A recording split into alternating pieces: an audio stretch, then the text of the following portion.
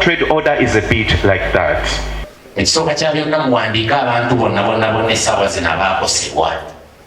Naye tuwandiika abo abatuufu kubanga bagenda tukolako lipooti kuba mukiraba tulina abatulwanyisa.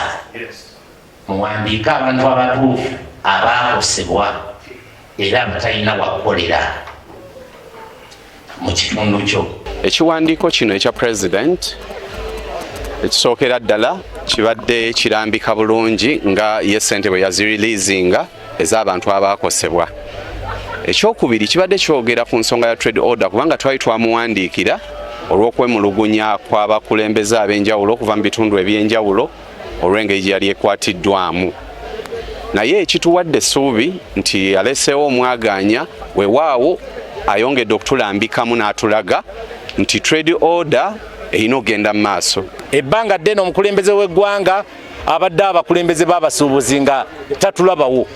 Kati kino kyeyoleserwatu nti yatulabyewo kubanga weewaawo yatugambye nti abasuubuzi tebagwanidde kubeera mu bifo mwe batasaanidde kukolera. Ekyo naffe tetukiwagira kuba naffe ekibuga Kampala kitunyumira okusinziira ku mbeera gye kirimu.